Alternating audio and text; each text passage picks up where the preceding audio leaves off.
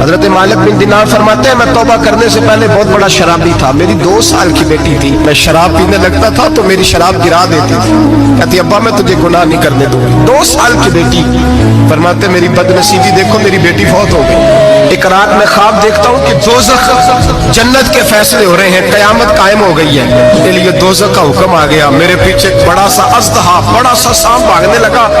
فرماتے ہیں میں دوڑتا جا رہا ہوں، ایک بزرگ نظر آئے، میں نے کہا مجھے بچانا، کہنے لگے بیٹا میں کمزور ہوں، میں نہیں بچا سکتا۔ کہتے ہیں مجھے میرا اشارہ کیا، کہنے لگے پہاڑ کی طرف جا شاید تو بچ جائے۔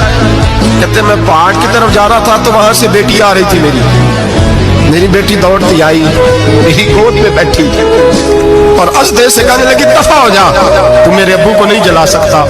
کہتے ہیں وہ 2 سال کی بیٹی کی آواز سن کے وہ اژدہا بھاگ گیا، میری گود میں بیٹھ خواب دیکھ رہا، میری داڑھی سے کھیلنے لگی، کہنے لگی ابا میں تجھے منع کرتی ہوں نا شراب نہ پیا کر، شراب۔ میں نے کہا بیٹے یہ کیا ہے سارا کچھ؟ کہا ابا جی یہ تیرے برے عمل ہے جو اژدہا بن۔ تو بزرگ کون تھے؟ کہنے لگے بیٹے ابا جی وہ آپ کا نیک عمل ہے پر وہ کمزور بڑا تھا، آپ کو بچا نہیں سکا۔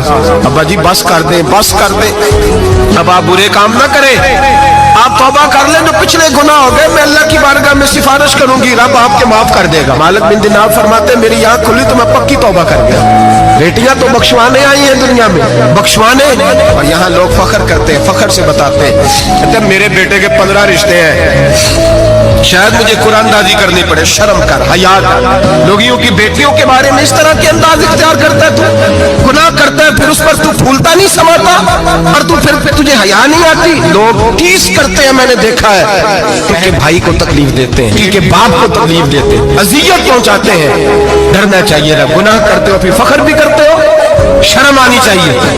ابو بکر ادھر آ، حضور حاضر ہوں، فرمایا جا میری انگوٹھی پہ نام لکھوا کے لا۔ اس بات کی لذت سمجھو کہ حضور کام بھیج رہے ہیں۔ جناب صدیق اکبر نے انگوٹھی پکڑی، توجہ ہے میرے تو بات پہ؟ حضور نے فرمایا اس پہ نہ اللہ کا نام لکھوا کے لا۔ کس کا؟ صرف اللہ کا۔ حضور نے بھیجا۔ عقیدہ دیکھیں، اللہ کافی ہے، اس میں شک، لیکن جسے اللہ منوائے اسے بھی ماننا پڑے گا۔ فرمایا جا اللہ کا نام لکھوا کے لا۔ حضرت ابو بکر صدیق کہتے ہیں میں انگوٹھی لے کے گیا، مصور کو کہا اللہ کا نام لکھ دے، کہتے اچانک میرے دل میں خیال آیا صرف اللہ کا نام، حضور کا حکم کیا ہے؟ کہتے ہیں میرے دل میں خیال آیا صرف اللہ کا نام، کہتے ہیں میں نے اس کو کہا میرا اللہ کا نام نہ لکھنا، ساتھ میرے مصطفیٰ کا بھی لکھ دو، صرف اللہ کا نہ لکھنا حضور کا بھی لکھو۔ نبی پاک کا حکم کتنا ہے؟ اللہ کا ساتھ میرے نبی پاک کا بھی لکھو۔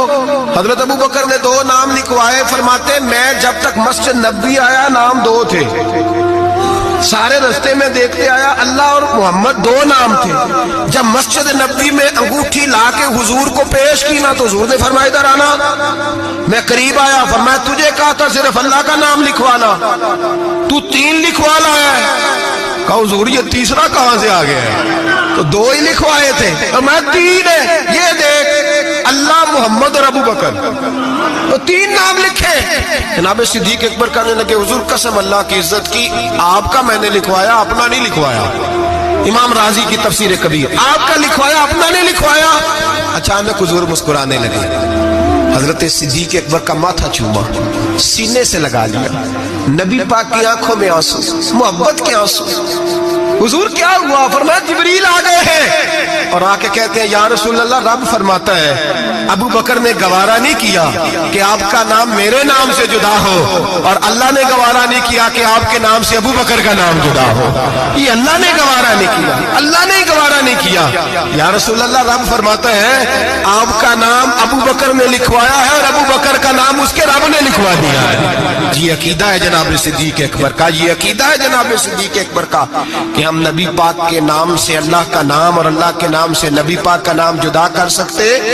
خدا کا ذکر کرے ذکر مصطفیٰ نہ کرے، ہمارے منہ میں ہو ایسی زبان خدا نہ کرے۔ جناب صدیق اکبر نے عقیدہ دیا کہ میرے لیے اللہ اور اللہ کا رسول، صدیق کے لیے ہے خدا کا رسول، اور بس یاد رکھیں یہ نظریات